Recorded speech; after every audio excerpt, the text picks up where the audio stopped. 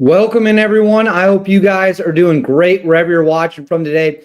We have some big updates out of the war with Ukraine and Russia in a major step the Trump administration is taking that will allow Ukraine to unleash a brutal new weapon on targets deep inside of Russia. That is right. The United States is arming Ukraine with a weapon that will allow them to strike deep into Russia. And it really is a sign that this war is not close to ending, which I've said for a while. I've said it should end. I said we need to find resolution. It's not something the U.S. should be getting really bogged down in. But the war is going to continue, and now Ukraine will have a new weapon in its arsenal provided by the United States of America that will be able to unleash a significant amount of damage and payloads on to the Russian Federation and targets within the Russian Federation.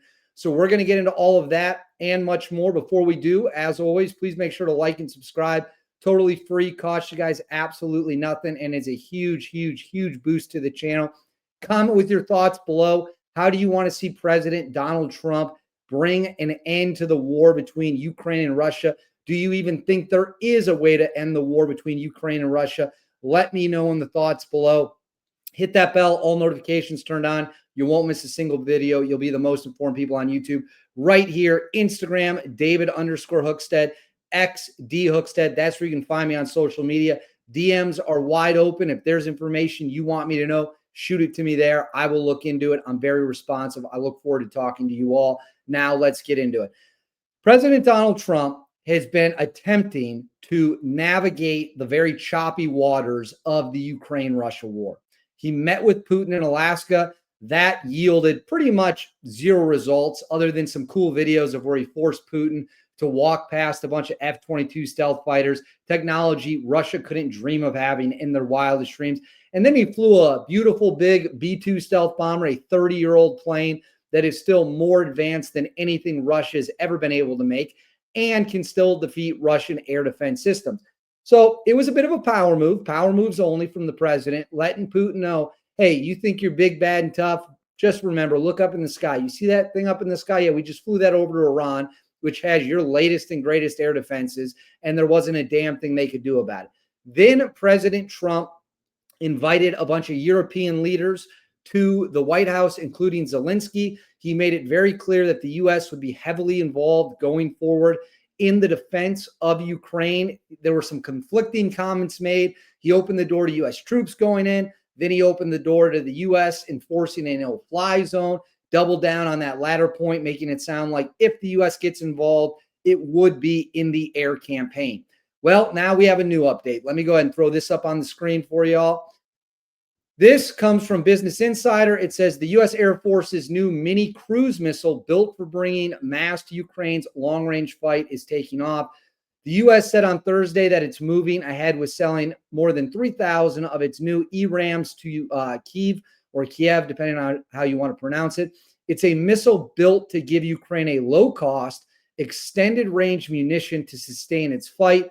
The $850 million package, mostly paid for by European countries, is awaiting congressional approval. Spoiler alert, it is expected to be approved in Congress. The Trump administration is pushing ahead with the sale of thousands of new American-made missiles built to deepen Kyiv's, or Kiev, again, depending on how you pronounce it, inventory of long-range munitions. The State Department wrote on Thursday it is proposing the sale of 3,350 extended-range attack munitions to Ukraine, along with an equal number of embedded guidance and anti-jamming systems. The whole package, including training and support for the missiles, is estimated to cost $850 million. The statement said Denmark, the Netherlands, Norway, and the U.S. Foreign Military Financing Program would help pay for it. This proposed sale will improve Ukraine's capability to meet current and future threats by further equipping it to conduct self-defense and regional security missions, the State Department said. Congress must still approve the sale for it to be final, though U.S. lawmakers have never successfully blocked such proposed packages. The official announcement follows a Saturday report by the Wall Street Journal, citing two unnamed U.S. officials as saying the munitions were approved and will arrive in an estimated 6 weeks. According to the officials, the approval was delayed until after President Donald Trump met separately with Putin and Zelensky this month.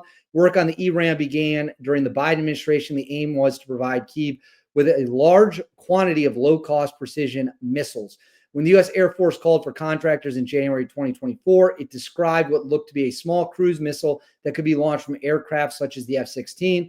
Per the Air Force request for information at the time, the ERAM is meant to have a range of 287 miles and carry a 500-pound warhead at speeds of at least 460 miles per hour. So I'm going to pull this down off the screen real quick.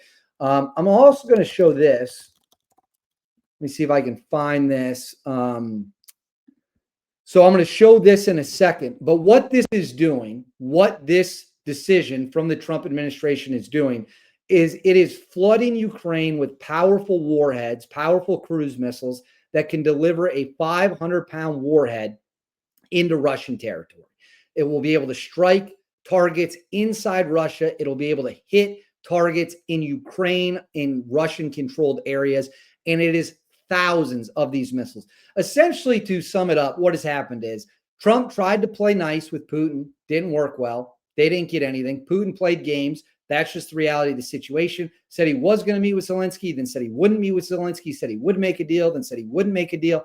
So Trump essentially said, I'm done dealing with this guy. We're going to try a different avenue now. And the avenue we're going to try now is we're going to flood Ukraine with incredibly powerful weapons that they can unleash on targets across the Russian Federation. If Russia doesn't want to negotiate in good faith, we will just try to bomb them into getting back to the negotiating table.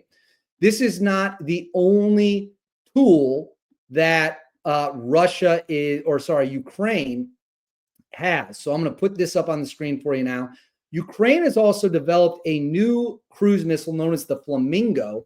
And it says, this comes from Newsweek, Ukraine's new long-range cruise missile might be named after a manufacturing mishap, but its developers say it will pack a punch to Russia's thousands of kilometers from Ukrainian soil. Zelensky said earlier this month, Kyiv was planning to mass produce the missile dubbed the Flamingo this winter. This missile can deliver a warhead that is more than 1,000 pounds. So twice as strong as the cruise missiles the U.S. is providing, but this is developed by the Ukrainians.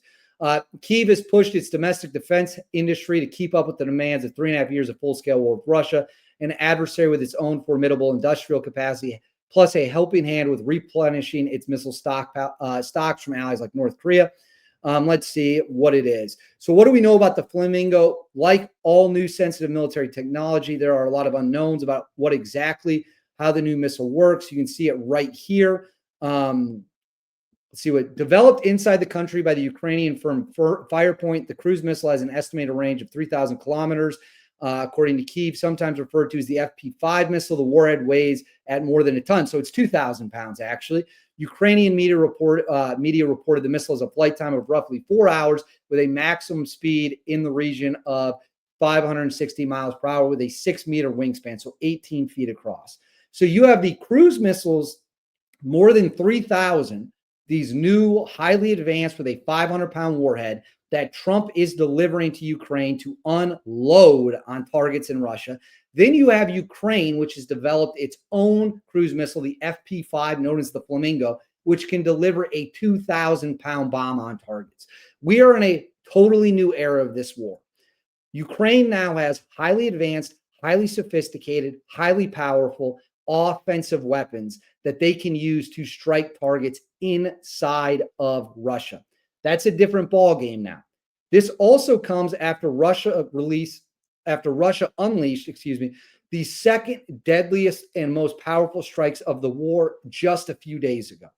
So we are entering a new phase where things are going to get more violent, more brutal, even deadlier, and there's really no end in sight. There's really no end in sight. So I don't know where it goes from here, but you are going to start seeing serious destruction inside of Russia. We've already seen mass destruction inside of Ukraine. You will now start to see it inside of Russia. This is not even close to being over. We are entering a new phase that could last months, a year, who knows. Trump has clearly pivoted. The negotiating with Putin has clearly come to an end. Now they're going to ramp up offensive strikes and see if that can get Putin back to the table. Will it get Putin back to the table? I honestly don't know. Your guess is as good as mine. But I want to know what you guys think. Let me know in the comments below how you want to see this war handled. Go ahead and like and subscribe, totally free, huge boost to the channel, as well as hit that bell, all notifications turned on. You won't miss a thing. And then right here, Instagram, David_Hookstead, XD Hookstead. That's where you can find me on social media. I'll see you all next time.